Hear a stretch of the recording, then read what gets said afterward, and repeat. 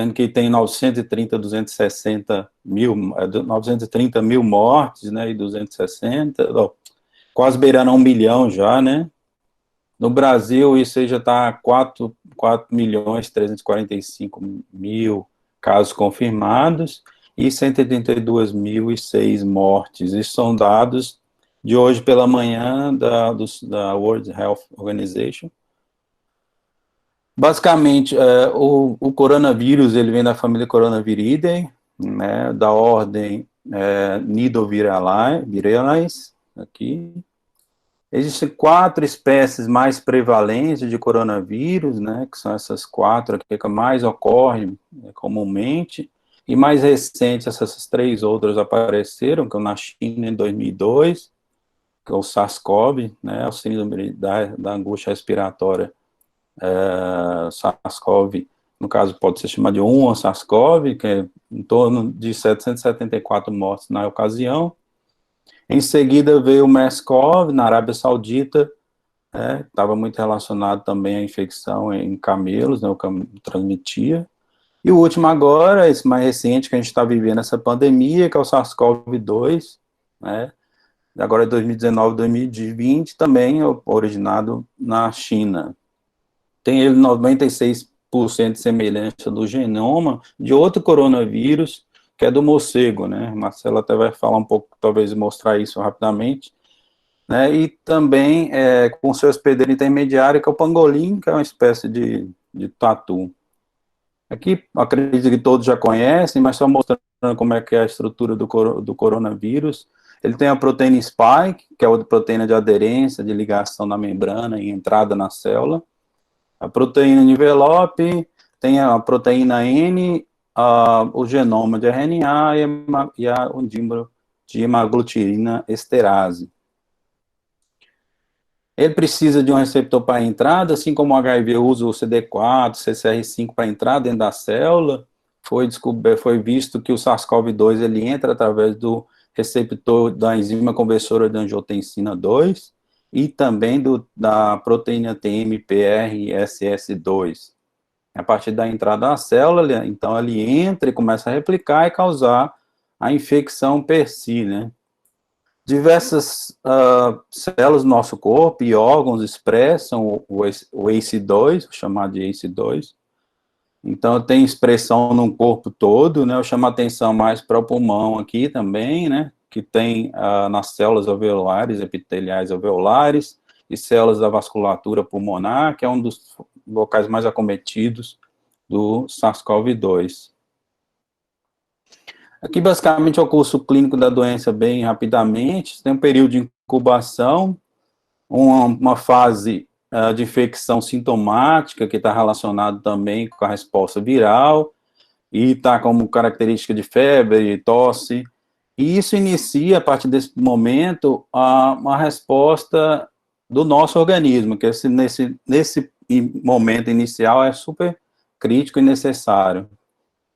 Caso não controle, a resposta imune, ela prolonga, né, ou seja, ela não consegue controlar de maneira adequada mais, a gente vai ver nos slides posteriores, tem-se uma hiperinflamação e pode levar a um estado pior, né, severo, e levando a sepsis, a falência múltipla de órgãos e morte. Alguns pacientes, é claro, com todo o suporte, conseguem retornar a isso, né. Aqui de maneira que pode, de maneira mais exemplificar uma resposta antiviral, está aqui como se fosse no alvéolo, né, pulmonar. Em condições normais, se entra um vírus na célula, ou entra um vírus, no caso aí no alvéolo, tem células residentes que vão reconhecer aquilo, acho que clássico, todo mundo lembra de imunologia, isso aqui é bem clássico. Essas células, então, epiteliais e macrófagos residentes, células dendríticas também, elas são ativadas, então elas começam o início da inflamação para justamente a resposta imuninata fazer o seu papel, em seguida dar vez à imunidade adaptativa. Aqui se produz IL-6 e IL-1-beta, então ativa essas células, tanto o epitélio, como também recrutamento de neutrófilos e células TCD8, citotóxicas. Por outro lado, na resposta aguda, na lesão aguda pulmonar, você tem um maior já comprometimento, um aumento de inflamação, e liberação de peroxidases, espécies reativas de oxigênios, metaloproteinases, e isso acaba gerando um maior edema. Nessa infecção aguda, ela pode ser controlada quando o sistema imunológico consegue controlar. Você tem inicial aqui em vermelho, a ativação inicial por monócitos, células NK, citocinas, neutrófilos.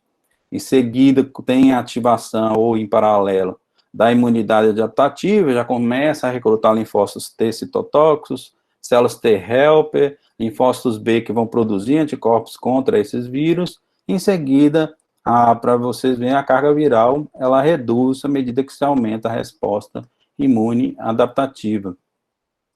Por outro lado, o que até observa, a gente vai ver no COVID, principalmente nos casos graves, durante uma inflamação viral crônica, ela passa a ser não controlada. Isso significa o quê?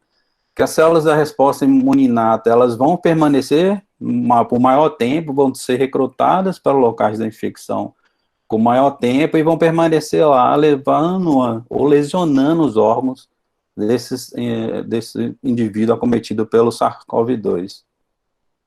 A resposta imune adaptativa, ela começa, mas ela acaba sendo precária, porque tem uma chamada de exaustão de células T e de células B, né, que essas células acabam sendo incapazes de produzir anticorpos, de fazer suas funções efetoras celulares, levando também uma linfopenia ou imunossupressão. Aqui, a maioria dos slides a gente vai ilustrar, são através de artigos de revisões, né, são revisões que pegaram dados, ou seja, experimentais, né, e a partir de dados experimentais criaram o que se conhece hoje para chegar nessas revisões. Então, aqui na resposta imuninata na infecção do SARS-CoV-2, aqui ele exemplificando no pulmão, o vírus, ele entra nessas células, ela infecta essas células alveolares epiteliais, né, do tipo 2, essas células, então, infectadas, têm replicação viral, o vírus se expande, né, tem a liberação de partículas virais, ou podem ser mortas, né, por células natural killer diretamente. Esses vírus ativam, assim como eu disse no outro slide, ativam células dendríticas e macrófagos, né, esses vão fagocitar e dar o trigger para a inflamação, ou seja, o que se sabe até hoje é que ele funciona para a imunidade inata de maneira semelhante a qualquer resposta viral, né. Há também recrutamento de neutrófilos para favorecer a fagocitose e destruição dessas células infectadas e dos partículas virais. Como é da imunidade inata, também já foi identificado que há proteínas do complemento, quimiocinas que auxiliam o recrutamento dessas células imunológicas. E também a parte aqui é o braço, que a gente vai ver depois, da ativação de células TCD4 e TCD8.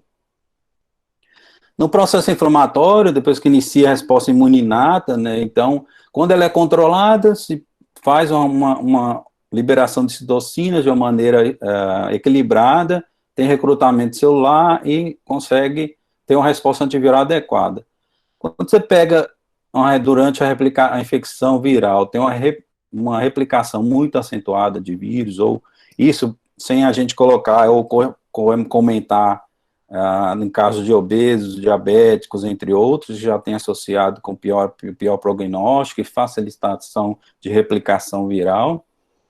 Então, você tem a liberação desse vírus, há uma intensa produção de citocina, chamada cytokine storm, então dá a liberação muito acentuada, e também tem o papel aqui já das neutrophil extracellular traps, que são armadilhas neutrófilas, a gente vai falar um pouco mais à frente, levando ao contexto de inflamação.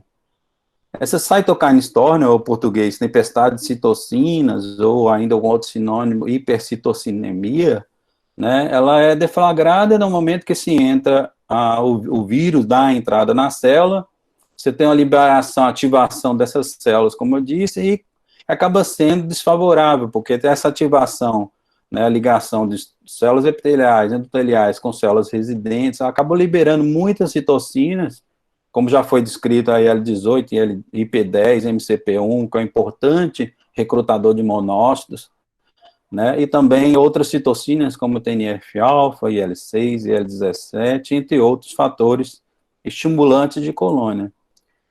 Esse cytokine storm, essa hiperinflamação, vai levar a uma lesão orgânica, isso a gente vai ver também por recrutar outras células, e acabam lesionando a matriz, né, no caso pulmonar, ou outro de outros órgãos, levando a necrose, morte do tecido e, às vezes, falência desse órgão. Aí não somente a cytokine storm está envolvido nesse processo inflamatório específico, mas há, como eu disse, componente de neutrófilos, monócitos, tem extravasamento vascular, né, que forma o edema, e também já foi identificado que ocorre uma coagulação extensa e participação de outro componente imunológico, que são as plaquetas, então tem um aumento de agregado plaquetário, produção de dedímero, gerando maior inflamação. De fato, né, já foi mostrado que os pacientes, né, isso é uma micrografia, como pode ser vista aqui, há uma hipercoagulabilidade entre esses vasos, como pode ser visto aqui e aqui. E se você vê na imagem 3D da artéria pulmonar, você observa que há uma oclusão desses vasos, né, comparado ao indivíduo normal, que não há essa oclusão. Esse trabalho foi publicado recentemente pelo grupo da Patrícia Bosa, no Rio de Janeiro, e que ela mostra essa ativação de plaqueta durante a COVID ser grave, né, e também ativação e formação de agregados plaqueta monócitos. O que eu observo aqui em azul é controle, amarelo assintomático, aqui em verde é moderado, e aqui em vermelho é grave. Isso aqui são marcadores de ativação plaquetária, integrina, P-selectina, integrinas e trombloxano, o que a gente observa de maneira gravidade dependente ao aumento dessa ativação plaquetária nesses indivíduos com COVID grave. Não só a ativação plaquetária, mas há também uma aglomeração de células, como monócitos plaquetas, de maneira também gravidade dependente. Você vê um monócito no controle, plaquetas espalhadas. No moderado já começa a haver um pouco de agregado plaquetário, mas não forma muito a plaqueta monócito. E nos indivíduos graves há maior formação, ou seja, aglomerado de plaquetas e monócitos. Isso tudo leva ao evento justamente que se observa, e por isso que muitos se fazem intervenção com anticoagulantes nesses pacientes, observa essa formação de trombos, né, nesses vasos. Paralelo à plaqueta, outra célula, como eu disse, que participa desse processo, parece participar, é o neutrófilo, né? Esse neutrófilo, a gente não sabia o que faz na COVID, o que o neutrófilo pode fazer, né? Então, já foi recentemente também num grupo do professor Fernando Cunha em São Paulo, eles observaram, um grupo que observou que pacientes com COVID têm o maior número de neutrófilos, ou seja, neutrofilia, e que essa neutrofilia está relacionada, além disso, da ativação de neutrofil extracelular traps, que são armadilhas que o neutrófilo faz para capturar os vírus, que por um lado é bom e por outro lado é prejudicial. Só para recordar, essas NETs, essas neutrofil extracelular traps, são esse material genético que o neutrófilo consegue colocar para fora para fazer uma rede e capturar bactérias, vírus, fungos, entre outros. Né, ele foi escrito em 2004 e já tem sido associado com a fisiopatologia de doenças como a sepse, a artrite, lúpus, entre outras. Essa formação de NETs, ela é bem favorável quando há para prender bactérias e matar, porque quando se ocorre a ativação desses neutrófilos via PAD4, você tem a formação dessa NET, ou seja, a célula se rearranja e bota todo o material genético para fora dela, ela desfragmenta o núcleo, botando as estonas e o DNA para fora. Nessa malha de estonas e DNA vai também elastase, mieloperoxidase, espécie reativa de oxigênio, ou seja, substâncias altamente lesivas quando fora do neutrófilo. Esse efeito ele é microbicida, mas também tem sido relacionado como lesão orgânica, ou seja, indivíduo que tem aumento de NET tem lesão orgânica. Isso aqui é exemplificando no rim, né, durante uma nefrite no lúpus. E paciente com COVID apresenta essa produção de NET, ou seja, pela maneira gravidade, observa que sim, se eu pegar o plasma, né, os pesquisadores pegaram plasma de indivíduos com COVID-19 e dosaram a NET, e observaram que tem um aumento, né, significativo de NET quando comparado ao controle. Se eles pegassem os neutrófilos desses pacientes, botassem em cultura, estimulassem eles, também observavam uma maior produção de NETs. Aqui há uma imunofluorescência, mostrando aqui em cima o controle, e aqui o paciente com COVID-19, marcações de núcleo de DNA, marcação de mieloperoxidase, marcação de histona. O que observa, né, uma maior marcação, ou seja, maior liberação e formação dessas NETs em pacientes com COVID-19. E no lavado bronco, se fizer um aspirado no traqueal nesse paciente, tem NET também, observou-se que tem, de maneira comparado ao controle, tem um aumento dessa NET, né, pode observar aqui presença de mieloperoxidase, histona. Se você fazer uma biópsia pós-mortem desse paciente, também observa aqui, como com COVID, aumento da expressão dessas NETs. Em seguida, porque os autores foram ver se era dependente de ACE2 e da TMP, né? E uma vez que entra na célula, precisa o SARS-CoV-2 entrar na célula através dessas proteínas. Primeiramente, eles viram que o neutrófilo expressa, né, aqui pouco, né, comparado a uma célula que você induz a expressão dela, né, uma CACO2 que já sabe que tem, ou uma HeLa, você bota o ACE2 nessa célula, vai ter mais, mas o neutrófilo também expressa. De maneira interessante que eles observaram, quando você tem ativação com SARS-CoV-2, há realmente o que ocorre lá em paciente, ocorre in vitro, você tem um aumento de NET, mas se você bloqueia usando anticorpo anti-ACE2 ou o camostat, que inibe essa proteína TMPRSS2, você tem uma inibição dessa formação de NET. Não somente isso, mas eles observaram também que quando há a permissão de entrada nesse neutrófilo, tem uma maior viremia, uma carga viral maior, mas se você bloqueia a entrada, realmente não tem uma carga maior. Então, os autores propõem também no trabalho que a inibição da formação de NETs pode ser uma forma terapêutica, né, visto que nos pacientes com COVID severa, né, COVID grave, eles apresentam NETs no pulmão, tem uma maior lesão epitelial. Tem-se, então, a sugestão de usar inibidores do PAD4, usar DNase, disulfurian, usando inibidores, como inibidor de elastase, entre outros, para que se iniba ou reduza a formação de NET e reduza a lesão orgânica por esses neutrófilos. Não só, como diz, a imunidade adaptativa já foi descrito, está sendo descrita na COVID-19, mas também a gente não pode esquecer do papel da imunidade adaptativa, que ela vem em paralelo à imunidade inata. A partir do reconhecimento dessas células, que todo mundo de vocês já conhece, como células apresentadoras de antígeno, elas ativam células T-helper, que a gente chama de naive, então, através de ativação do MHC, CD4 e o B7, que são moléculas estimulatórias, né, isso aí é clássico da imunologia, já se sabe disso, que levam a um perfil, tanto TH1 ou TH2, a depender da quantidade ou quais citocinas estão presentes nesse processo. E também a formação de células plasmocitóides, vão produzir anticorpos e gerar também células T e células B de memória, certo? O que a gente observa aqui, que durante curso clínico da imunidade adaptativa, ou seja, produção de imunoglobulinas, como IgM e IgA, acontece ali entre o 5º ao 15º dia da infecção, em seguida ela tende a estacionar, e também em condições moderadas da infecção, você observa uma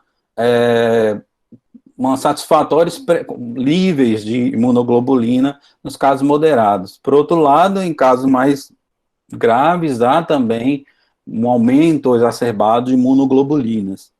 O que já é observado até agora, né, na doença, foi que mais ou menos 40% de pacientes que tiveram sintomas de COVID, eles são soronegativos para imunoglobulinas, eles não apresentam, em torno de 40% desses pacientes, ou seja, só 60% apresentaria a resposta imunológica humoral, né? A gente não pode deixar de lembrar que não só se fala ultimamente, o pessoal acaba falando só de imunoglobulina, mas esquece da imunidade celular, e quando você vai olhar para a imunidade celular, na resposta de linfócitos T, dessas células, como TCD4 e TCD8, se pegar pacientes aqui com moderados ou graves, ou aqueles indivíduos expostos, ou que parentes, ou que dividem em casa com alguém que estava infectado e foi detectado, comparado aqui aos controles, você observa que quando você pega assim, linfócitos desses indivíduos da circulação, estimula in vitro com SARS-CoV-2, seja com a proteína S, proteína de membrana ou núcleo clapsídeo, essas células são capazes de produzir interferon gama, certo? Ou seja, elas são necessárias, têm o seu papel. E também nas células TCD8, como observado aqui, certo?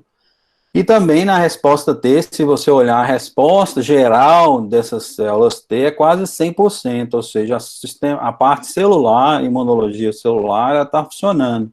A imunidade humoral ainda é uma incógnita, mas esse estudo aqui, ele mostra que os pacientes, principalmente moderados e severos, ele tem uma imunidade, ou seja, produz anticorpos frente às proteínas como a spike e a proteína nucleocapsídeo. Um trabalho também, todos são recentes, são desse ano, né, 2020, o Mattel publicou e observou uma relação entre as populações de linfócitos e o perfil de gravidade. Nesse estudo, ele tinha pegado 60 pacientes controle, 36 pacientes com recuperação do COVID e 25 pacientes com diferentes tipos de gravidade. Ele foi observar, então, como é que estavam esses linfócitos desses pacientes, né, com COVID. Ele encontrou 3 imunotipos, né, ou seja, 3 diferenças desses linfócitos. No imunotipo 1, com uma alta ativação, ou seja, muito linfócito TCD4, TCD8, e altamente reativos, né, a ativação de células T foliculares também, ativação de células TCD8, geração até de células TCD8 de memória, e respostas de células plasmocitoides. O outro tipo, né, que foi uma condição favorável de expressão de CD4 e CD8, e geração de células T BET, né, de memória, e células B, e também proliferação de células B nesse imuno tipo 2. Já no imunotipo 3, ele observou que alguns pacientes também tiveram uma baixa atividade, uma alta, uma linfopenia, né, acentuada, e ele descreve que tanto esse imunofenotipo 1 como o 3 estão relacionados com pior prognóstico. Isso é claro, se você não tem muitas células, linfócitos T e B na infecção, ou se você tem exageradamente, você vai ter essa cascata inflamatória e aumento de lesão de órgãos, né? Isso aqui é só exemplificando o que ele mostrou, do 1 e 3, tendo maior, o curso da doença acaba sendo desfavorável, comparado aquele imunofenotípico que tem uma expressão ou produção de células linfócitos T, CD8, CD4, ok, e linfócitos B. E eles observaram como é que estão essas células, né, esses linfócitos B e T, nesses indivíduos com COVID, né, aqui em azul, novamente, são os doadores saudáveis, são os pacientes recuperados, o verde são doadores saudáveis, vermelho são pacientes com COVID. Quando ele foi ver o geral das células não T e não B, né, ou seja, essas células, a maioria estão morrendo, que é a porcentagem de vida, as células B que estão na circulação, as células B que estão na circulação, elas têm um aumento também. Não observar isso diretamente com células T totais, mas quando você faz uma segregação, parece que há, comparado principalmente àquele paciente que é recuperado da infecção. E já as células TCD8, elas não apresentam uma mortalidade, ou seja, elas são ativas, elas são capazes de tornar citotóxica e efetuar o seu papel. Aqui é mais ou menos um resumo que se tem, o que se observou até agora de células TCD8 e CD4 na COVID-19, né? Como é que está esse processo? Se você tem lá ativação, né, de células naive, numa condição moderada, as células TCD8, elas se ativam e fazem uma expansão clonal, né, frente a IL-2, interferon do tipo 1 e 3. Essas células efetoras, então, elas podem se diferenciar, também se tornar células de memória e produzir citocinas e quimiocinas com funções citotóxicas, né, como interferon gama, TNF e granzimas. Por outro lado, isso aqui que é observado na COVID grave, já foi descrito na maioria dos pacientes, observa aumento de IL-6, de IL-10, IL-1-beta, CXCL8, que é uma quimiocina importantíssima para recrutamento de neutrófilo, por isso que você começa a ligar as coisas e vê que aumento dessa quimiocina, recruta mais neutrófilo, tem mais NET, acaba lesionando mais, ou seja, tudo batendo com relação à gravidade. Essas células, então, com esse cytokine storm, esse aumento, acabam sendo pouco ativadas e acabam sendo diferenciando um pouco, levando à exaustão celular, ou seja, essa célula não é capaz mais de trabalhar, de proliferar e produzir citocinas e anticorpos necessários para conter esse vírus. O que a gente observa aqui são marcadores de exaustão, ou seja, essas células aqui na COVID grave, as TCD8 expresso, né, PD1, TIM3, entre outros, que são marcadores de exaustão celular. E um pouco de modo semelhante, né, as células TCD4 em condições moderadas, elas também são capazes de proliferar, são capazes de induzir uma resposta antiviral adequada, né, ela tem uma resposta humoral também aqui, eficiente. Por outro lado, né, nessas células TCD4, quando estão num ambiente na COVID grave, você tem, como eu disse, aumento de citocinas, né, tanto inflamatórias como anti-inflamatórias, você tem aumento de células, uma hiperativação de células de plasma células, e também essa acaba levando, de certa forma, um comprometimento na resposta antiviral sistêmica, né? A resposta, nesse contexto, ainda é desconhecido, né, da atividade humoral de células TCD4, em condições graves, né? Como é uma doença nova, ainda está sendo descoberta. E uma pergunta que todo mundo faz gera memória, tipo, se eu tiver Covid, ou agora, o SARS-CoV-2 infectou minha via aérea, comecei a desenvolver sintomas e tudo mais, se eu tiver outro contato, eu tenho imunidade?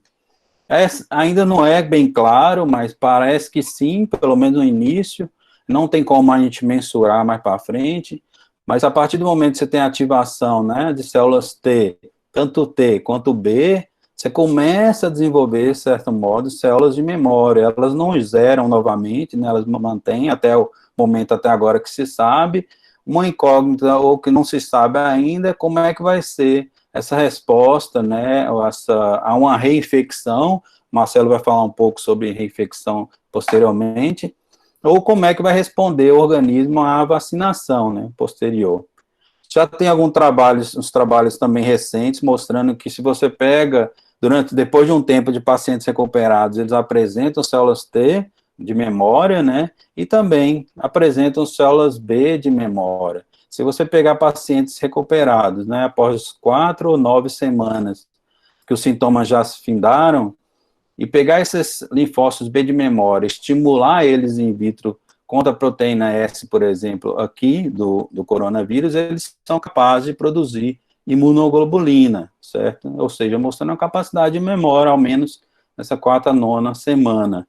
O mesmo não é observado a outras, se você usar outros vírus, como a da influenza ou tetanos toxoide. Então, ainda é uma incógnita, né? Não se sabe. Eu quis montar para vocês um perfil geral de resposta imune inata e adaptativa. Os autores ainda, muitos investigadores não sabem como é que vai estar essa resposta de memória, como eu disse, é uma doença nova, ainda está estudando, precisa ainda de 2 anos à frente para saber como é que está essa resposta. Até convido vocês a olharem, saiu hoje no Instagram da SBI, né, que é a Sociedade Brasileira de Imunologia, falando que pesquisadores da Fiocruz da Bahia investigam, né, a duração e o papel da resposta imune na Covid. Esse é um estudo que eles começaram em julho, mais ou menos, então eles vão estudar justamente essa resposta, né, se há resposta imunológica, se não há, certo? E com a pergunta que todo mundo faz, cadê a vacina, né? Onde está a vacina que não saiu ainda? Mas se você for olhar historicamente, a vacina realmente ela demora, está sendo um pulo enorme você fazer uma vacina em pouco tempo, o que por um lado é ruim se for olhar ao ponto de vista dos imunologistas. A vacina são 3 estratégias, basicamente, são vacinas de vetores virais, que é da Oxford AstraZeneca, e a vacina também russa. Tem as vacinas de ácidos nucleicos, né? Que são mais DNA de RNA, que tem da Moderna, da Pfizer, entre outras, né, que estão ainda em processo. Você injeta o material genético nessa e faz a produção de proteínas, com a proteína spike, a célula fabrica isso, então o sistema imune vai reconhecer. Ou também vacinas baseadas em proteínas ou partículas semelhantes ao vírus. Tem alguma da Novax e algumas outras de empresas chinesas, certo? Mas ainda está incógnita, vacina seria até um tópico extenso para falar, eu acredito que eu já me estendi bastante, tentei trazer o que há no cenário de Covid em relação à imunidade inata e a imunidade adaptativa. Então, muito obrigado, né, e passo a palavra para vocês, coordenadores. Muito obrigado pela excelente aula, professor. Agora a gente vai chamar o nosso professor Marcelo Paiva para apresentar a aula dele. Quando quiser, o Marcelo apresentar Tá, contigo aí. deixa comigo.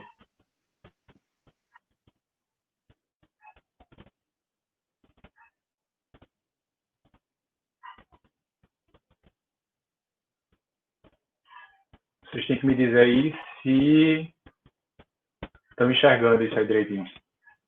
Sim. Estamos sim, professor. Massa. Bom, boa noite a todos. Eu já estou na parte do boa noite. Eu só tenho a agradecer o convite que foi feito. Para mim é uma satisfação, primeiro porque eu particularmente sinto falta de estar fazendo esse contato com vocês. Segundo que durante esse período de pandemia eu passei a trabalhar diretamente com diagnóstico de Covid. Eu vivenciei isso na prática, vivenciei o Covid na pele. E quando eu recebi o convite por Sara e os demais ligantes, eu na mesma hora disse, olha, para eu poder falar de imunologia, eu não vou falar porque minha área é genética, então vamos trazer junto o professor de imunologia. Mas não tem como a gente não falar de imunologia quando a gente está falando de uma doença nova como essa, né? A gente já avançou muito em relação ao nosso entendimento sobre a doença, a gente já tem uma ideia de que o que são os coronavírus, por onde eles são encontrados. Infelizmente, muitas dessas informações a gente sabe que vai se misturando com fake news, né, com aquelas notícias de WhatsApp, mas a gente sabe que os animais silvestres eles se apresentam como um reservatório muito rico desses tipos de vírus, mas que, de fato, são poucos desses vírus que conseguem infectar tanto os animais quanto os humanos, né? E a gente sabe de que dentro do esquema, e para a gente entender, vocês vão ver mais à frente em relação à reinfecção, é de que a forma como o vírus foi disperso no mundo, ele vai poder contar uma história através de sua sequência genética, que é um dos indícios do processo de reinfecção, né? Então, desde 2019, que a gente estava escutando falar pela primeira vez, né, pelo menos para mim, pela primeira vez, de uma cidade chamada de Wuhan, né, na China. A gente torceu para que, como outras infecções, pelo menos parecidas, que se iniciava pelo lado de lá, ficasse pelo lado de lá, né, não se espalhasse da maneira que foi. Essa torcida, obviamente, não deu certo e a gente está há mais de 6 meses enfrentando essa dificuldade que é fazer ciência, diagnóstico, informar, entender coisas básicas, tudo no meio de um pandemônio como esse. Hoje a gente já tem uma noção bem clara de que muito provavelmente a origem foi nos morcegos, e diferente do que as pessoas também propagaram por WhatsApp, não foi nada relacionado à culinária, mas muito mais relacionado às pessoas que iam fazer expedições em cavernas, que de fato isso é um esporte, e a relação que existe desses morcegos com alguns animais domésticos ou peridomésticos que têm contato com os humanos. Hoje a gente já sabe muito característico, né? A gente já tem modelos cristalográficos do vírus, a gente já sabe muito sobre as proteínas, a proteína S, ou a spike, né? Que dá o nome ao próprio vírus, né? Essa proteína ela faz com que o vírus tenha esse aspecto de coroa, né? Que é o nome corona. Já sabemos, como o professor Fabrício falou, e vocês tiveram, né, um seminário anterior da ligação dele com o receptor ACE2, e muito já se tem descoberto, e a gente vai falar um pouco sobre isso aí, porque proteínas como essa spike, a de membrana, que é a proteína M, a proteína E, a proteína M, elas são importantes não somente para o processo de biodinâmica da infecção em célula, mas também para a parte do diagnóstico.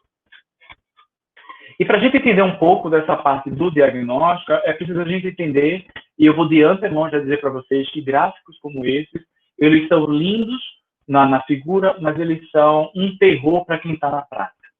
Por 2 motivos. A infecção por SARS-CoV em humanos, ela não é uma infecção muito fácil de compreender, porque você tem os sintomas são mais diversos possíveis. O tempo de sintomas, o tempo de produção de anticorpo, o tempo da taxa da viremia, ele difere bastante entre pessoas de uma mesma população, muitas das vezes com o mesmo background. E aí, quando você pega uma população como a do Brasil, extremamente heterogênea, que a gente tem dificuldade de fazer testes laboratoriais, gera todo um conjunto de informações que a gente não sabe lidar com elas. Mas, basicamente falando, em termos laboratoriais, para a vigilância do vírus, a gente tem uma tríade que é a biologia molecular através da PCR em tempo real, ou qPCR, por causa do quantitativa, os testes sorológicos e os testes rápidos. De preferência, toda a parte de vigilância, né, países desenvolvidos, por exemplo, que fizeram a ideia de fazer testes em massa, isolamento dos pacientes que testaram em massa, isolamento das pessoas que entraram em contato, todos eles são baseados em testes por PCR. Maior sensibilidade, uma maior especificidade por causa do método com o uso de primers e sondas, ao contrário do que acontece no teste sorológico e teste rápido, né? Você aí já está colocando uma série de outros vieses, como a baixa sensibilidade, respostas cruzadas e por aí vai. Mas, como a gente tem que aprender de acordo com aquilo que está publicado, a gente sabe que inicialmente você tem um título viral maior, que é onde se preconiza para ser feita a PCR em tempo real durante os 10 primeiros dias de infecção. Depois, ser feitos testes sorológicos e rápidos. A gente hoje tem uma predominância no país de realização de testes sorológicos e principalmente de testes rápidos. Nem sempre os testes rápidos são discriminatórios em relação a que tipo de imunoglobulina está sendo detectável, simplesmente é positivo ou negativo, mas outros já conseguem determinar, ou eles fazem separado, um para IgM, outro para IgG. Basicamente falando, o teste ele é feito, até mesmo rotineiramente feito, oferecido em farmácias, feito uma punção, né, por lanceta, esse sangue, através da capilaridade, é pingado no teste rápido, uma cromatografia simples que tem ali, você tem um resultado com uma banda do controle como sintoma negativo, IgM positivo e IgG. Eu sou extremamente crítico em relação a esses testes, e me desculpem quem for defender, mas o uso deles deveria ser limitado para situações típicas, né? Não uma situação como a gente está passando.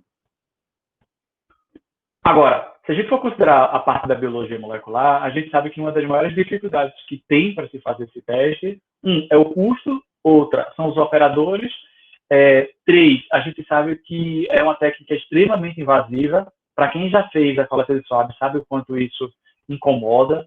Eu, por exemplo, faço toda semana e toda semana eu me sinto incomodado.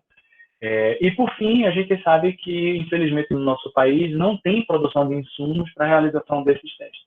Então, todos eles são PCR em tempo real, essa parte de biologia molecular, tudo ele é importado. O mundo inteiro está precisando de insumos para poder também fazer a vigilância em seus países e, consequentemente, o Brasil ficou para trás, né? Fora isso, a gente tem uma alta do dólar que está dificultando toda essa relação. Esse método de PCR em tempo real, idealmente, ele deve ser automatizado para minimizar a questão, e a gente vai falar sobre isso na reinfecção, minimizar a possibilidade, por exemplo, de spillover, né, de você ter contaminações cruzadas, de você ter troca de amostras, de você ter falhas que são humanas dentro do processo. Então, a maioria dos laboratórios de médio porte hoje já está trabalhando com sistemas automatizados independentes e interligados, como um extrator automático de amostra. A amostra vem dentro de um tubo de Falcon com um PBS, normalmente, ou tampão de transporte, e aí isso é pipetado diretamente no cartucho que vai para a máquina, e a máquina faz todo o processo de extração de RNA, e muitas das vezes ela é interconectada com a máquina de PCR em tempo real para poder se fazer a PCR. Bom, o que acontece? A PCR, eu não preciso explicar aqui, mas na maioria das vezes se dá preferência, como é vírus de RNA, dá preferência a fazer o que a gente chama de two-step, ou 2 passos, né? 2 etapas em uma só, que nada mais é do que fazer um cDNA e, a partir do cDNA, fazer a detecção ou a possível detecção do vírus. E aí, prestem muita atenção nesse gráfico que eu estou mostrando para vocês. Ele é bonito, mas ele precisa ter um mínimo de entendimento. A PCR em tempo real, ela trabalha com escala de fluorescência. Então, significa dizer que quanto mais vírus a pessoa tiver lá presente, RNA viral detectável, mais cedo o sistema vai detectar. E essa detecção é numa escala chamada de CT, ou Cycle Threshold, ou limiar de detecção. O CT significa dizer que quanto mais cedo é o CT, como a gente está observando aqui, mais vírus ele vai ter, mais RNA viral ele vai ter circulante. Quanto mais tardio é o CT, como a gente observa ali, 34, 36, 38, menos cópias de RNA viral ele tem. Então, significa dizer que esse valor de CT é um número cabalístico para você entender, primeiro, se você está infectado em que fase, porque quanto mais cedo, mais você vai ter um CT baixo, né? E quanto mais tardiamente, você vai ter CTs mais altos. Por exemplo, a gente tem casos reportados de pessoas com 4, 5 meses após o primeiro sintoma, com PCR positiva, mas com CT lá para 37, 38. Eu, por exemplo, fui um dos casos que me testei, 50 dias após a infecção, eu tinha a PCR detectável positiva com CT de 36,5. Mas não necessariamente quer dizer que a pessoa estava com o RNA viral. Você poderia estar com fragmentos desse RNA viral, que aí se torna uma das dificuldades da PCR, é que ela é tão sensível, tão sensível, tão sensível, que ela não somente detecta o RNA íntegro, ela detecta pedaços do RNA, o que faz com que a pessoa possa ser diagnosticada como doente, né, positivo para o SARS-CoV-2, mas, na verdade, ele já passou pelo período da doença, né, de convalescência, ele já está provavelmente no período de soroconversão, e o que está sendo detectado ali é o resto do RNA. Vou voltar a falar de CT, lembrem-se desse termo, por favor. Diagnóstico do vírus, ele pode ser feito de diversas maneiras. Uma coisa é você dizer que faz o diagnóstico para a vigilância, outra coisa é você dizer que faz o diagnóstico para a parte clínica, outra coisa é você fazer o diagnóstico para a parte de pesquisa. Cada um tem o seu nível de prioridade, tem as suas demandas e tem o quanto pode chegar. No caso de vigilância, o diagnóstico ele é basicamente baseado na PCR em tempo real, testes rápidos e sorológicos. Deveria somente ser PCR em tempo real. E aí a gente vai falar um pouco sobre isso. Mesmo nas pessoas que são tardias, a gente tem muito, mas muito caso de falsos negativos. Para a clínica, a gente já sabe que tem uma associação muito com a imagem, tomografia, com a relação dos sintomas, lembrando que a clínica é soberana. Para pesquisa, você já tem o isolamento viral, você tem um sequenciamento de nova geração que consegue ler todo o genoma do vírus. Tem os microscópios eletrônicos de varredura, por exemplo, que fazem fotos belíssimas. Mas vamos passar à frente para vocês entenderem um pouco mais sobre isso. Isso aqui é uma foto de microscopia eletrônica. Para algumas pessoas ela é feia, para mim ela é belíssima. Ela mostra subdividida em 4 quadrantes. A gente vê a célula lá no quadrante lá de cima à esquerda, a célula íntegra, sem nenhum vírus. O B, a célula infectada com vírus, vocês observam esse efeito citopático. Já o C e o D são cortes teciduais, demonstrando a presença dos vírus nesses vacúolos que vocês estão observando lá em cima. E aí, o que é que a gente tem? No D, vocês observam essas setas em preto, esses são os vírus, e as partes eletrodensas são nada mais, nada menos do que a coroa, né? Isso é a proteína spike que faz esse nome do coronavírus. Mas, como a gente está falando de reinfecção, a gente tem que falar do sequenciamento. Por que é tão importante sequenciar o vírus? Primeiro que em países desenvolvidos e com sistemas associados à parte de saúde associada à parte de pesquisa, a grande maioria deles está fazendo um trabalho chamado de epidemiologia molecular. Ou seja, a vigilância para a detecção dos novos casos está associada a também o sequenciamento desses vírus. Por que é tão importante? É importante você saber, por exemplo, que tipo de vírus está circulando naquela localidade. É importante você saber se existe alguma mutação que é específica daquele local, talvez para poder associar, por exemplo, com o maior número de casos severos, o maior número de casos leves. E também é importante saber porque, eventualmente, para uma vacina funcionar, ela tem que saber se funciona diante de todas essas cepas virais circulantes.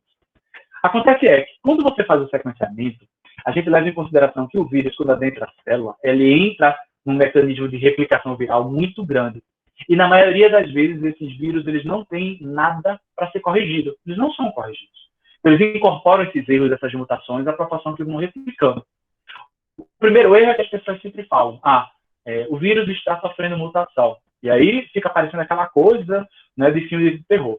Na verdade, o vírus sofre mutação sempre, mas na grande maioria das vezes não tem nenhum tipo de alteração fenotípica para se observar. Hoje a gente sabe que existe uma mutação circulante, inclusive aqui no nosso estado, acho que eu vou falar um pouco mais à frente. E por que também é importante a gente saber sobre essa coisa de mutação, sequência do genoma do vírus? Porque cada vírus ele sofre mutação numa determinada taxa. E essa taxa, quando você compara entre diferentes vírus, diferentes localidades, até mesmo os mesmos vírus de lugares diferentes, a gente consegue medir tempo, a gente consegue medir de onde veio esse vírus, ou seja, a origem, e esses erros começam a ser comparados para a gente ter alguns insights, algumas informações que são úteis em biologia básica. Aí, depois que eu falo de diagnóstico por imagem, por microscopia eletrônica, por sequenciamento de nova geração, PCR em tempo real, infelizmente eu tenho que trazer um dado para vocês correspondente ao nosso país e à nossa realidade aqui no estado. Vocês sabem que todo dia o governo de Pernambuco ele libera um relatório, geralmente nessa hora, às 6 horas da tarde, referente ao número de novos casos detectados no dia e o número de mortes.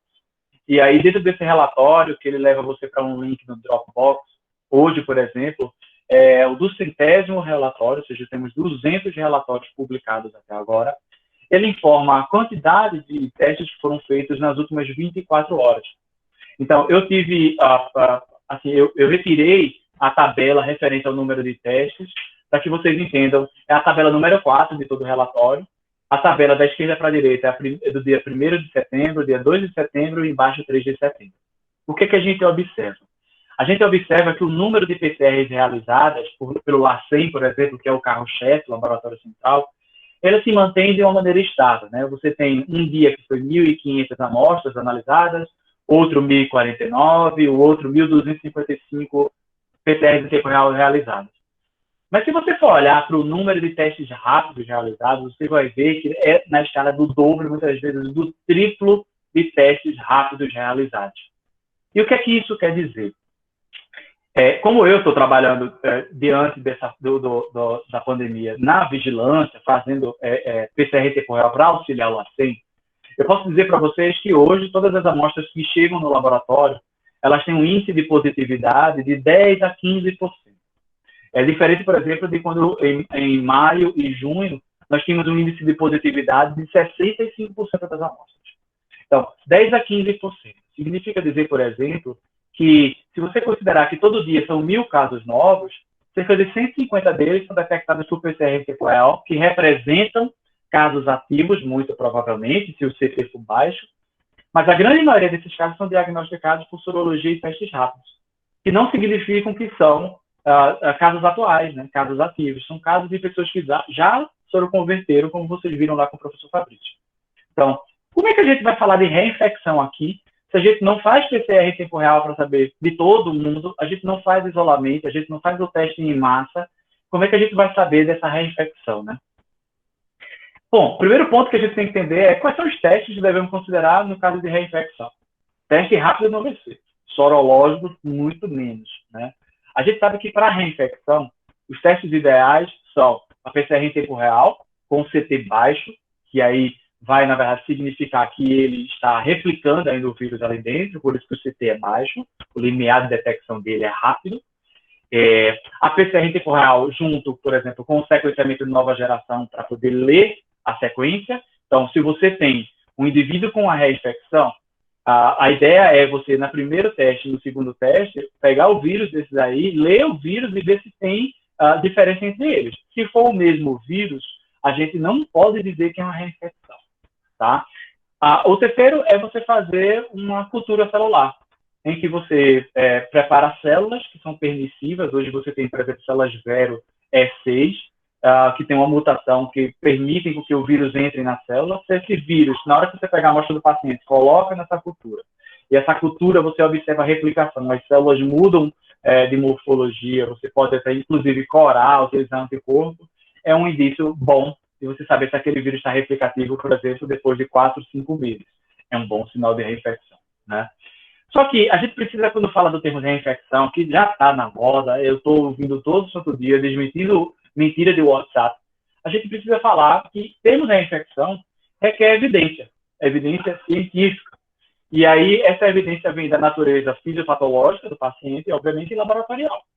Sequenciamento e cultura viral são fundamentais. Não existe como a gente falar de reinfecção sem mencionar uma das duas técnicas. Agora, se a conclusão, né, dos possíveis casos de reinfecção ela for apenas baseada em PCR em tempo real, ou os níveis sorológicos se mantêm durante 5 meses, há uma necessidade de a gente trocar esse termo, né, de reinfecção para talvez persistência, repositivação, que é uma neologia, mas é muito que está sendo utilizado. Por que repositivação? É porque todos os testes, e também a PCR em tempo real se inclui nele, tem limitações. Então, muitas das vezes, o paciente é liberado, por exemplo, em um hospital, com um teste de PCR negativo, ou da clínica o teste de PCR negativo, mas é porque o teste ele tem uma sensibilidade que é menor, por exemplo, naqueles pacientes que têm pouco RNA viral. Então, ele pode liberar dizendo que é negativo, mas é um falso negativo. E aí você tem uma persistência desse RNA na amostra do paciente e, consequentemente, você vai chamar de reinfecção depois de um tempo, quando, na verdade, é persistência do RNA. E aí a PCR ela é repositivada. Perdão pelo tamanho, mas isso aqui é um artigo que saiu hoje, né? Ele está na plataforma ainda como dados dados ainda provisórios, não saiu a publicação final, mas ele traz, por exemplo, todos os estudos, o número de pacientes que foram utilizados nesses estudos, qual foi, por exemplo, a média, que é essa coluna do meio que vocês estão observando, qual foi a média de CT da PCR nesses estudos para detecção do SARS-CoV. E aí, o que foi que ele fez? Ele pegou todo mundo desses estudos aí, eles pegaram todas as amostras e jogaram no meio de cultura para ver se aquilo ali replicava. E aí, o que ele chega à conclusão? Vários estudos, vocês vão ver que esses números de CT aqui na coluna do meio são extremamente variáveis, mas a gente, por exemplo, tem estudos que demonstram que quando o CT é superior a 24, não tem nenhum crescimento na cultura celular. Aí outros falam de 31, outros falam de 35, mais alto. Então, o que é que isso significa? Significa que nesse conjunto de amostras que foi detectado, todas as vezes que o CT é superior àquele número, significa dizer que a PCR deu positiva, mas muito provavelmente o que está detectando é resto de RNA e não o RNA viral, o vírus íntegro replicante dentro da célula. E aí, de novo, só para bater na cabeça de vocês essa história, o CT quanto mais cedo, melhor, no sentido de é o vírus replicante íntegro. Quanto mais tarde, muito provavelmente, é o resto do RNA. E aí chegamos à tal publicação da reinfecção. Quem não leu, leia. É um trabalho rápido. É um trabalho que, inclusive, você pode fazer muitas críticas, que a gente vai fazer aqui também, mas nada mais é do que a reinfecção por Covid-19 através de uma análise filogenética, ou seja, utilizando sequenciamento de nova geração, para diferenciar duas linhagens diferentes do coronavírus, né, do SARS-CoV, em um mesmo paciente. Só para vocês terem ideia aqui, eu vou fazer um pouco de revisão em relação a isso. O estudo é com um paciente do sexo masculino, 33 anos, que é morador de Hong Kong. Ele teve... Eu preciso falar sobre isso para vocês verem a diferença entre os países, né? Você tem a primeira infecção, ele foi um quadro de sintomas clássicos, ele não perdeu o olfato nem o paladar, ele apresentou febre, tosse, nariz congestionado, fez a PCR em tempo real, foi positiva, com CT de 22, e ele foi hospitalizado. Por quê? Porque os casos positivos estavam sendo isolados naquela localidade, mesmo ele apresentando um quadro com sintomas leves, ao contrário do que a gente tem aqui, né? Esse paciente, 15 dias depois, ele foi liberado, e no intervalo, antes de ser liberado, de 24 horas, ele fez 2 PCRs, e essas 2 PCRs, ou seja, ele coletou o suave no intervalo de 24 horas, essas 2 PCRs foram negativas. Pois bem, eis que 4 meses depois, esse paciente retornando da Europa, ele foi coletado o material dele, né, no aeroporto, mais outra diferença, né, fazendo uma vigilância ostensiva. No aeroporto, quando chegou, ele foi coletado e foi detectado através da PCR tempo real que ele estava positivo de novo, com um CT de 26. 22 e 26 são CTs baixos, muito provavelmente relacionados ao vírus íntegro ali. E aí, além disso tudo, esse gráfico que vocês estão vendo na linha pontilhada é o valor de CT, né? Inicialmente começou um CT próximo de 24 a primeira, ele também teve uma segunda infecção. Ele também fez a medição que é CRP, que é a proteína C reativa, ele também fez essa detecção, e vocês veem que decai muito, né? Ele passou 5 dias somente no hospital, porque ele zerou a PCR no 5º dia.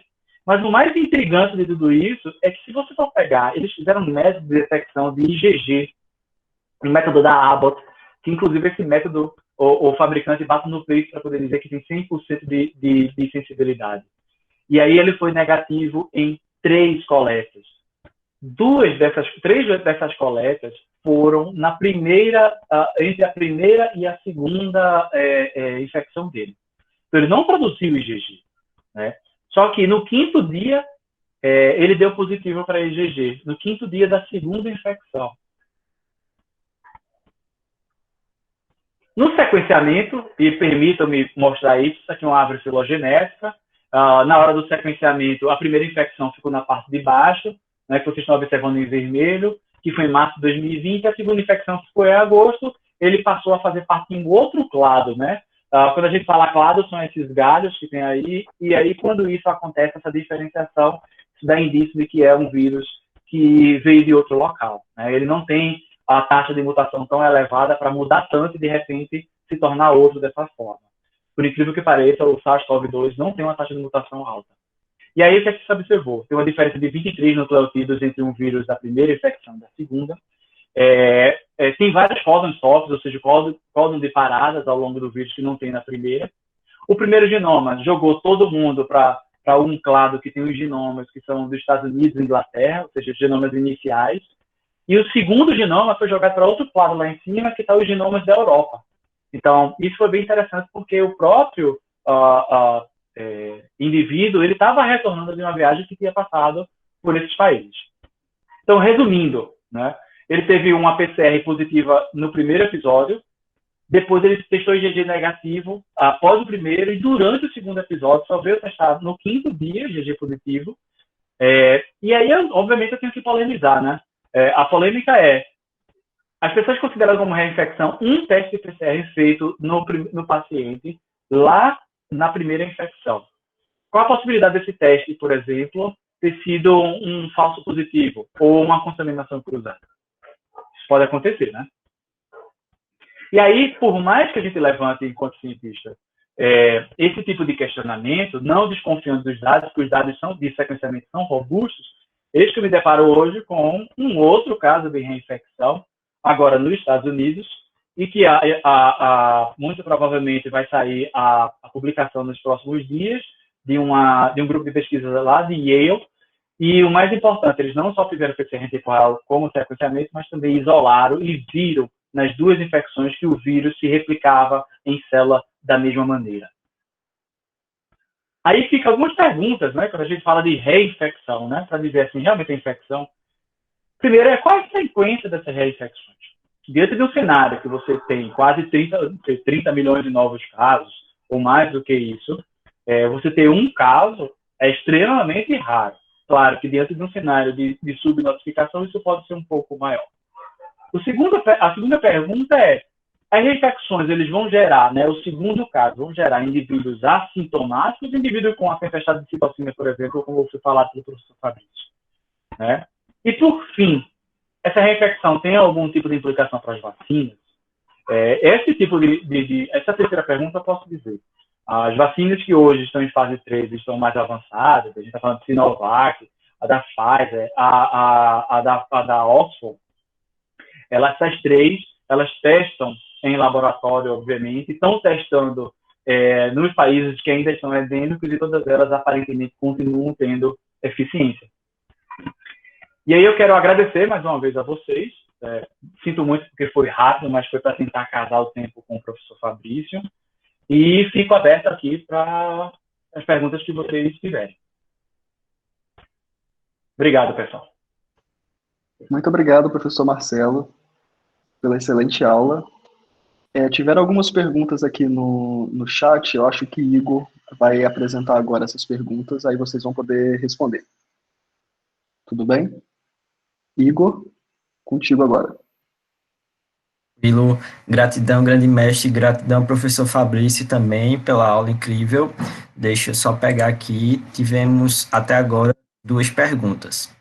A primeira foi para o professor Paiva, foi feita por Alice. E a Alice pergunta, professor, nesta detecção de partículas de RNA do vírus, o portador é capaz de transmitir? Excelente pergunta. Quando a gente fala de resto de RNA, de fato, a gente está falando de uma pessoa que não mais está transmitindo. Então, hoje, por exemplo, existe, para que vocês entendam, né, aqueles valores de CT. Hoje, se dá um paciente dado como positivo, ou seja, a pessoa, ele foi detectado o SARS-CoV dele, quando o CT vai até 40. E por que isso é? Isso é uma distância de segurança. É muito melhor você liberar o resultado de um paciente que seja falso positivo do que ele ser falso negativo. Presume-se que um indivíduo, por exemplo, quando receba um resultado, mesmo com CT elevado, é que ele vai ser isolado. Não é? Seja por força, né, como acontece em alguns países, ou por causa do que a gente faz isso dentro de casa quando tem condições. Hoje já se tem uma discussão de que, mais à frente, esses valores de CT para ser considerado positivo vão ter que cair para baixo de 30. Então, resumindo, Alice, na maioria das vezes que o CT é elevado, é porque resto de RNA, ele não é infectivo, ele não está transmitindo. Perfeito. Acho que ficou tudo ok para Alice. A segunda pergunta foi feita por Michelangelo, e ele perguntou o seguinte: a imunidade sobre um sorotipo pode conferir proteção também contra outros fenótipos virais? Tá, obrigado, Michelangelo, pela pergunta, uma boa pergunta também. Ainda é algo que não está bem claro, mas levando em consideração a resposta, especialmente se o vírus tiver uma homologia muito semelhante, com certeza vai ter uma proteção imunológica, né? Claro que se for olhar igual o vírus da dengue, que existe 4 sorotipos diferentes, cada resposta imune é única, mas determinados anticorpos eles podem neutralizar o outro tipo, por exemplo. Você teve contato, teve dengue 1 e teve a dengue 2 em posterior, alguns anticorpos produzidos na primeira infecção auxiliam no controle da infecção por seguinte, né? É muito cedo ainda realmente dizer, mas né, não podemos descartar que pode também haver um enhancement de ativação, ou seja, anticorpos pré-formados podem aumentar a inflamação em um segundo contágio, né? Não sei se ficou claro, mas estou aberto para outras perguntas também. Obrigado, professor. A próxima pergunta veio de João Vitor, e ele perguntou o seguinte: o IgM positivando em um segundo momento na sorologia pode ser uma suspeita de reativação? Tu quer falar alguma coisa, Marcelo? Fala imunologista primeiro, que depois eu falo. Eu vou falar, tem alguns casos que tem mostrado, né, que tem ativação, né, do IgM e produção, depois de um certo tempo ainda há presença. Isso aí pode estar relacionado com a viremia ainda continuando, o indivíduo ele pode ter essa presença posterior do IgM. Marcelo. Existe uma outra coisa que também precisa ser levada em consideração, é que, como eu falei no início, os testes, mesmo os sorológicos bem estabelecidos nos laboratórios, eles sofrem alterações de tempos em tempos. Para que vocês entendam, a gente tem, por exemplo, praticamente a cada mês, a cada 2 semanas, desculpa, a cada semana, a cada 2 semanas, a gente troca os lotes, né, sorológicos, moleculares, porque os fabricantes eles estão também se adaptando a todo esse processo. Então, a gente tem casos, por exemplo, de pessoas que foram IgM negativas consistentemente, né, 10, 15, 20, 30 dias depois, e aí ficaram com aquilo ali na cabeça, dizendo, ué, eu não sou convertido, né, eu não tenho isso aí. E aí, de repente, ela faz um outro teste, e aí verifica, por exemplo, que 30 dias depois, ela com 30, 40 dias depois, ela tem IgM positiva e tem IgG. Né? E a gente também tem que falar sobre a parte quantitativa, né? O quanto de IgM e o quanto de IgG. E aí faz assim, ué, mas eu fui tardio. Não, o que pode ter acontecido é que esse teste, ele é melhor, ele é mais sensível, ele conseguiu detectar mais tardiamente mesmo frações pequenas e está te dando positivo. Perfeito. A próxima pergunta veio de Aleteia Soares e ela questionou o seguinte: é viável se fazer PCR quantitativo para determinar a possibilidade de transmissão? E também ela agradeceu pela aula. Excelente, é muito boa a pergunta. Na verdade, a PCR deveria ser dentro de um conjunto, né, obviamente, de ações. A PCR deveria ser considerada como única para fazer vigilância.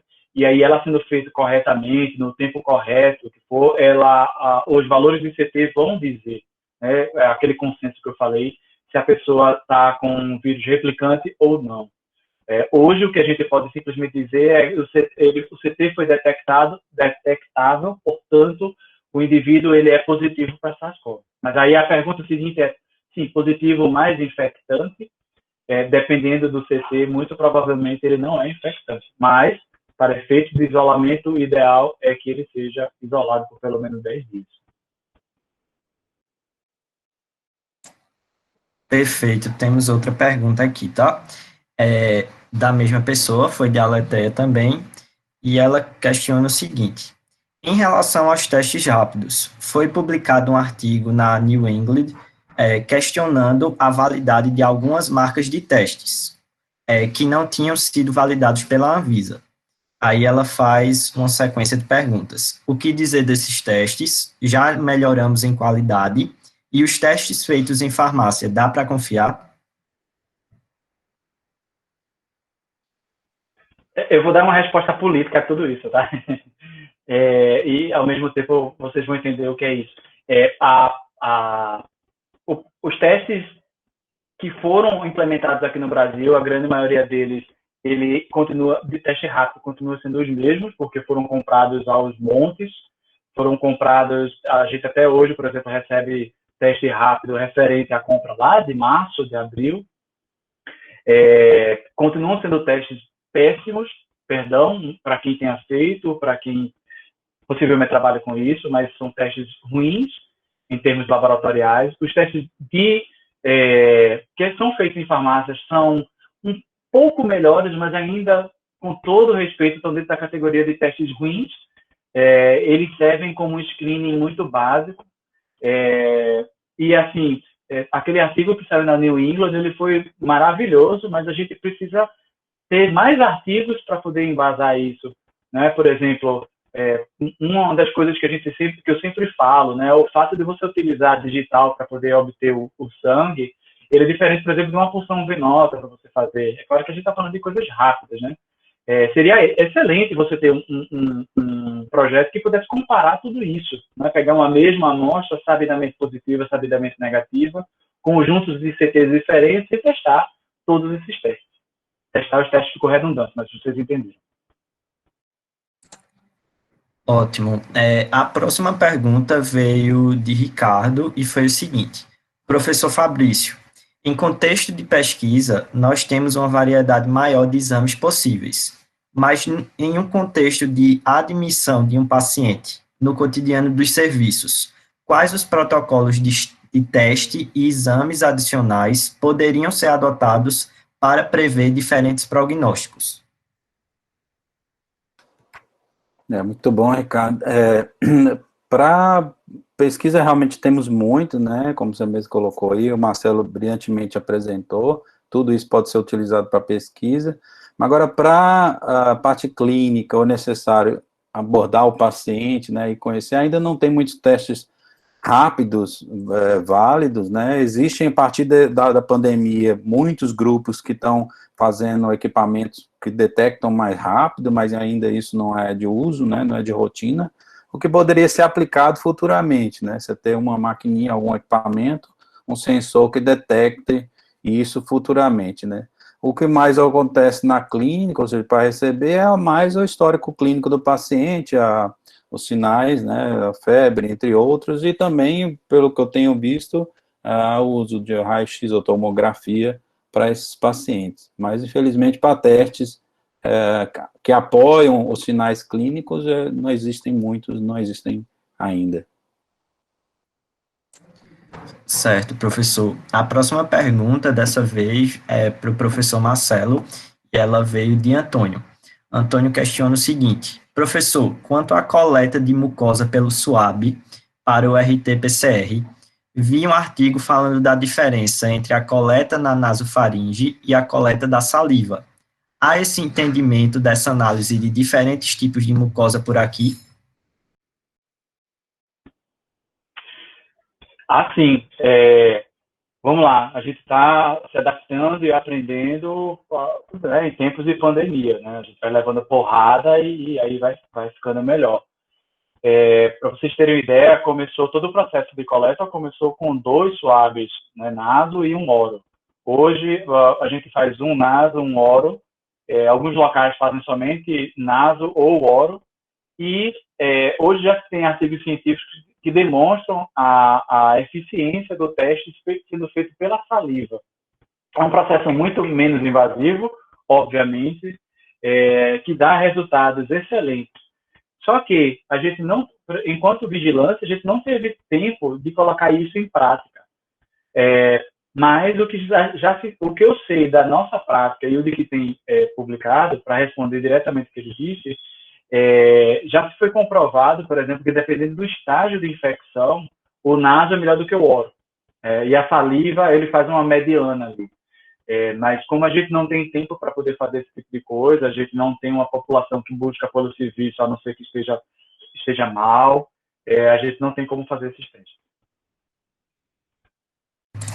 Dando continuidade, a próxima pergunta veio de Silvia e ela questionou o seguinte: já se tem uma resposta para aquelas pessoas que foram detectadas por PCR com Covid e quando fizeram o sorológico O IgG deu negativo.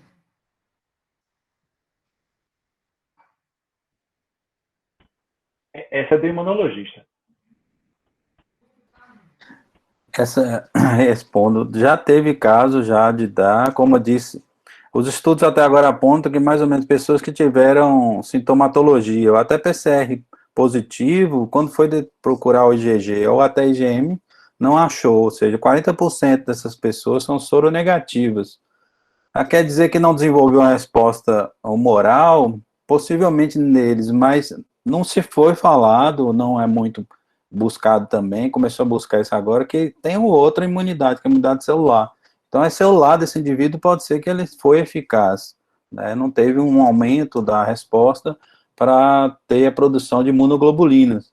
Isso é sem levar em consideração o background genético de cada indivíduo, né? Que é muito difícil prever quem vai ter a doença e desenvolver para um estado crítico, né? Obrigado, professor. O próximo questionamento veio da nossa professora orientadora, que é a professora Ana Cecília, e vai para o professor Marcelo. Ela agradece por ver o senhor, em primeira instância, e diz o seguinte: diante dos seus questionamentos a respeito da reinfecção, achas que o vírus pode causar em alguns indivíduos infecção crônica, em vez de apenas uma infecção aguda? Cecília, minha querida, sem dúvidas, na verdade, o que acontece é o seguinte, em muitos casos, mas muitos mesmo, muitos deles também reportados, publicados, o que acontece é as pessoas têm persistência dos sintomas. As pessoas podem ter latência, ou seja, as pessoas podem passar por aqueles 15 dias com sintomas muito leves e só depois desenvolver esses sintomas. Mas, por exemplo, hoje eu li um trabalho de uma pessoa com 6 meses de sintomatologia clássica de Covid. Né? Então, a gente já começa enxergando isso como um problema, óbvio. Por exemplo, aqui no Brasil, a própria doença ela saiu da lista de doenças relacionadas ao ambiente de trabalho. É muito difícil você comprovar, por exemplo, de que a persistência daquilo ali para o cidadão comum ela é devido ao vírus. Toda semana a gente tem coisas novas, como persistência do vírus, por exemplo, essa parte neurológica que está sendo bem caracterizada agora. Você tem tropismo do vírus por células neurológicas. Você tem pessoas, inclusive, com uma série de problemas, como, por exemplo, perda de memória relacionadas ao vírus. Então, de fato, a gente tem, sim, num grupo grande de pessoas, uma transição entre o caso que é agudo para crônico.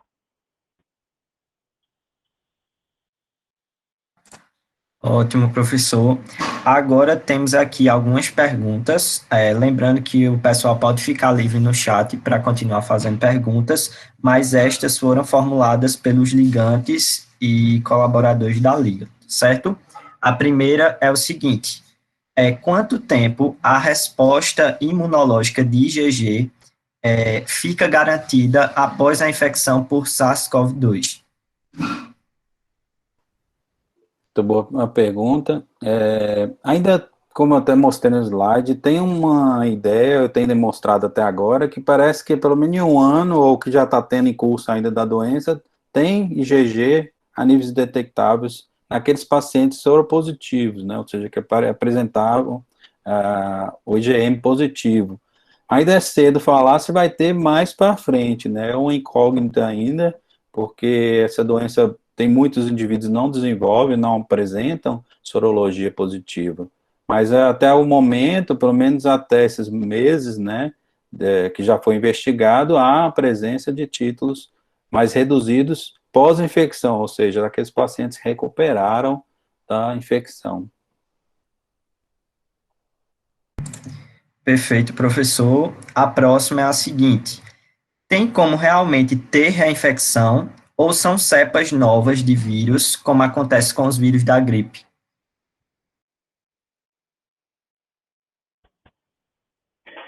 Tá, a gente tem que. Eu queria muito dizer para vocês: